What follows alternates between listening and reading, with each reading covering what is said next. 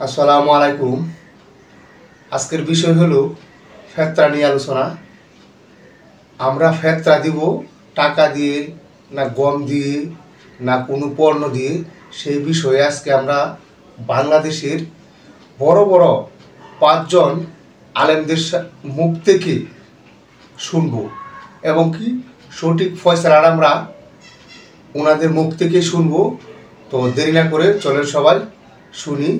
আজকে আমরা ফেতরার বিষয়ে কিছু আলোচনা।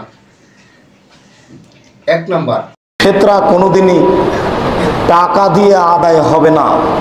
ফেতরা শস্য দিয়ে আদায় করতে হবে বাধ্য। সারা পৃথিবীর মানুষ যদি টাকা দেয়, সারা পৃথিবীর মানুষই গুনাহগার। দায়িত্বশীল ফেতরা নেওয়ার পরে বিক্রি করে টাকা দিবে, সেটা তার ব্যাপার। ফেতরা সাধারণত ফকির মিসকিনকে দিতে হবে। ফেতরা উঠাবেন 28শে রমজানের পরে,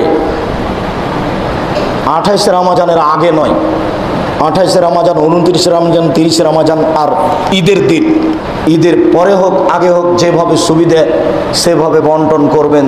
তো চলেন এবার দ্বিতীয় আলেমের মুখ থেকে শুনি উনি কি বলে। খাদ্য বস্তু দ্বারা ফেতরা দিতে হবে। 1 নম্বর, খাদ্য বস্তু দ্বারা ফেতরা দিতে হবে। যে যে মানের চাল খায় সেই চাল দিয়ে ফেতরা দিবে। যদি কেউ টাকা দিয়ে ফেতরা দেয়, টাকা পয়সা দিয়ে ফেতরা দিলে সে ফেতরা আদায় হবে না। এটা বহু পুরাতন ফতোয়া, বহু পুরাতন আলোচনা এটা। কারণ রাসূল সাল্লাল্লাহু আলাইহি ওয়াসাল্লামের যুগে মুদ্রা, দিনার বা দিরহাম থাকতেও খাদ্য দ্বারা ফিতরা দিয়েছেন। যেমন সবগুলো সমিন তামিন, সমিন তামরিন, সমিন শাইরিন, সমিন জাবিবিন, সমিন খাদ্যবস্তুর নামই বলে সবগুলো খাদ্যের নাম উল্লেখ করেছেন। আর আরেকটা বিষয় হলো ফিতরা দেওয়া কিন্তু ফরজ। তো ফরজ ইবাদত এইভাবে অবহেলা, এইভাবে তুচ্ছ তাচ্ছিল্য করে কিন্তু হয় না। ফরজ ইবাদত ফরজের মতোই পালন করতে হবে। তো এবার হলো তৃতীয় ব্যক্তির পালা। উনি কি বলে, উনি কি সমাধান আমাদেরকে দেয়। একেবারে নির্দ্বিধায় টাকা দিয়ে ফেতরা সাদাকাতুল ফিতরা আদায় করা যাবে। বরং গরিবকে খেজুর না দিয়ে, কিসমিস না দিয়ে নগদ টাকা দিয়ে দেওয়াটাই হচ্ছে সবচেয়ে উত্তম। সে তার মন মতো প্রয়োজন পূরণ করতে পারে।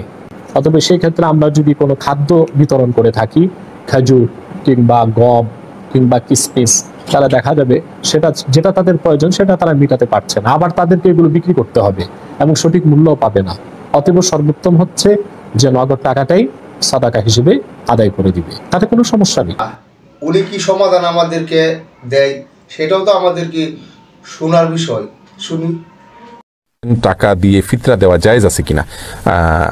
টাকা দিয়ে ফিতরা দেওয়া নিয়ে মতপার্থক্য আছে। আমাদের দেশে উলামায়ে কেরাম জায়েজ বলেন, বরং উত্তম বলেন, কারণ গরিবের জন্য এটা আনফা, অধিক উপকারী।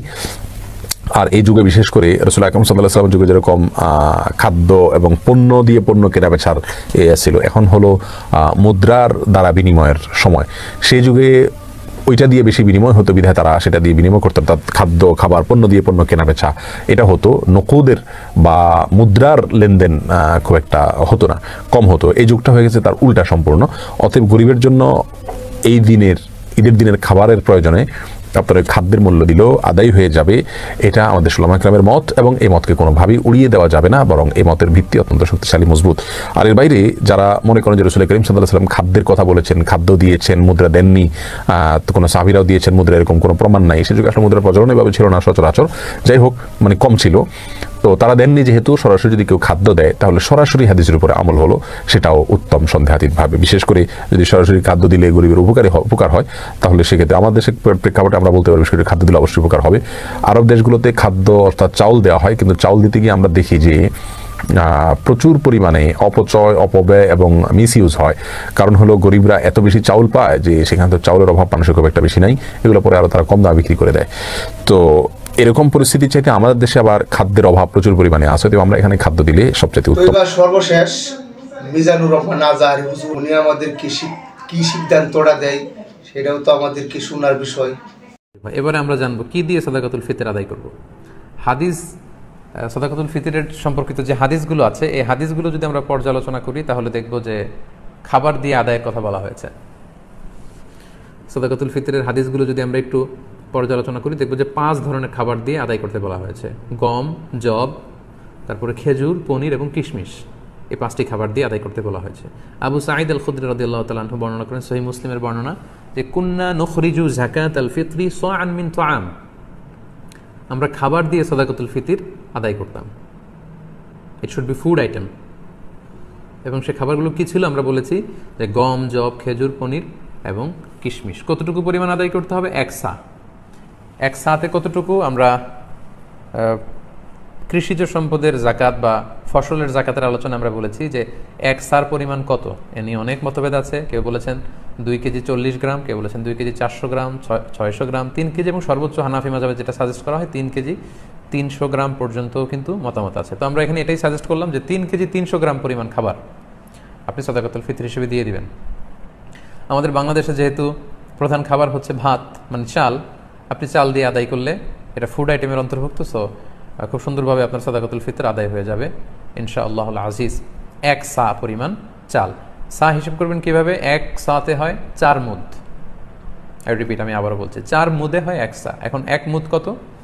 আপনার 2টা হাত এরকম মোনাজাতের মতো করে, একজন প্রাপ্তবয়স্ক মানুষের প্রমাণ সাইজের 2টি হাত এরকম মোনাজাতের মতো করে, এই হাতে যতটুকু চাল ধরবে একবারে 2 হাতে চাল নিলে যতটুকু এখানে ধরবে বা আটবে সেটা হচ্ছে 1 মুদ। এরকম 4 বারে যদি আপনি দেন তাহলে হয়ে গেল 1 সা।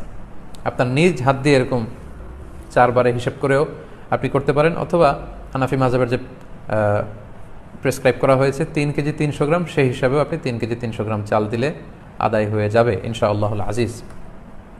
এক্ষেত্রে খুব কমন একটা প্রশ্ন যে খাদ্য না দিয়ে, চাল না দিয়ে, এরকম গম না দিয়ে টাকা দিলে আদায় হবে কিনা। এ ব্যাপারে স্কলার্সদের মধ্যে মতভেদ আছে। হানাফি মাযহাব ছাড়া বাকি 3টা মাযহাবে, শাফিঈ, মালিকি, হাম্বলি, 3 মাযহাবে বলেছে না, যেহেতু সরাসরি হাদিসে খাদ্যের কথা বলা হয়েছে, so it should be food item, খাদ্য দিয়েই হতে হবে। কিন্তু হানাফি মাযহাবে বলা হয়েছে যে না, খাদ্য দিলে তো আদায় হবে, পাশাপাশি এটার মূল্য দিয়ে দিলেও ইনশাআল্লাহ আদায় হয়ে যাবে। এবং শাইখুল ইসলাম ইবনু তাইমিয়া আলাইহি রাহমা উনিও এই মতামতকে গ্রহণ করেছেন যে ফিতরা খাদ্য সামগ্রী দিয়ে আদায় করা উত্তম।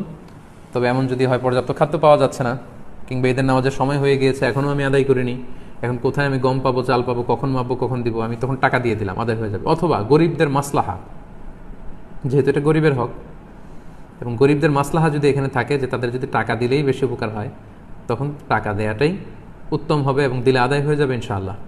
কারণ আমরা সবাই যদি চাল দিতে শুরু করি বা গম দিতে শুরু করি, এত চাল এত গম, যেহেতু এটা ঈদের দিনের আনন্দের জন্য, ঈদের দিন কি এত চাল এত গম ওনারা খাবেন? ঈদের দিন হয়তো অনেক গরিব মানুষ বা অনেক মিসকিন ফকির তারা একটু পায়েস খেতে চাইবে, একটু পোলাও খেতে চাইবে। সবাই যদি চাল দেয়, এই চাল আবার ওনারা বিক্রি করবে পায়েস কেনার জন্য, ওই চাল বিক্রি করে ওটা টাকা দিয়ে পায়েস, সেমাই এগুলো কিনে নিয়ে আসবে। তো ঘুরে ফিরে একই কথা হলো। তো এই জন্য আপনি টাকা দিয়েও যদি দেন আদায় হবে, এবং যদি গরিবের মাসলাহাত থাকে সেটা আউলা। আমরা অনেক জায়গায় শুনেছি, বিশেষ করে সৌদি আরবের কথা শুনেছি, জাকাতুল ফিতরের বস্তা আছে, আটার বস্তা, এগুলো রেখে আসা হয়, গরিবরা এগুলো নিয়ে আবার দোকানে বিক্রি করে, কয়েক হাত বদল হয়ে দোকানদাররা সেখানে লাভবান হয়, গরিবরা লাভবান হচ্ছে না। আমি বাংলা ট্রিবিউনের গত বছর বা তার আগের বছর একটা নিউজে পড়েছি যে রোহিঙ্গাদেরকে যে খাবার দাবার দেওয়া হয়েছিল, এটা স্থানীয় বাজারে অনেক কম দামে তারা বিক্রি করে টাকা নিয়েছে। তো এই জন্য যেহেতু ফকির মিসকিনদের, অসহায় বা সুবিধাবঞ্চিত মানুষদের এখানে মাসলাহার প্রশ্ন আছে, তাদের যদি টাকা দিলে বেশি উপকার হয় তাহলে টাকা দিয়েও আদায় করা যাবে ইনশাআল্লাহ। আল্লাহর হাবিব সাল্লাল্লাহু আলাইহি ওয়াসাল্লাম সুনানে আবু দাউদের হাদিসে তিনি বলেছেন যে মান আদ্দাহা ক্বাবলা সলাতি ফাহিয়া যাকাতুন মাকবুলা ওয়া মান আদ্দাহা বা'দা সলা ফাহিয়া সাদাকাতুন মিনাস সাদাকাত। এটা ঈদের নামাজে যাওয়ার আগে যে ব্যক্তি এই সাদাকায়ে ফিতর আদায় করবে সে ফিতরার সওয়াব পাবে, অর্থাৎ সাদাকাতুল ফিতরের যে সওয়াব, পরিপূর্ণ সওয়াব সে ইনশাআল্লাহ পাবে। ওয়া মান আদ্দাহা বা'দা সলা, আর ঈদের নামাজের পরে যদি কেউ সাদাকাতুল ফিতর আদায় করে ফাহিয়া সাদাকাতুন মিনাস সাদাকাত, এটা অন্যান্য সাধারণ চ্যারিটি বা দানের মতোই একটি দান হবে। সাদাকাতুল ফিতরের যে সিগনিফিকেন্স বা সাদাকাতুল ফিতরের যে তাৎপর্য বা সওয়াব, এটা কিন্তু তখন সে আর পাবে না। তো এই জন্য সাদাকাতুল ফিতর ঈদ আসার 1-2 দিন আগ থেকে আপনারা দান করা শুরু করতে পারেন, এবং এটা ডেডলাইন হচ্ছে ঈদের সালাত। ঈদের সালাতের পরে কিন্তু আর সাদাকাতুল ফিতর আদায় করা যাবে না।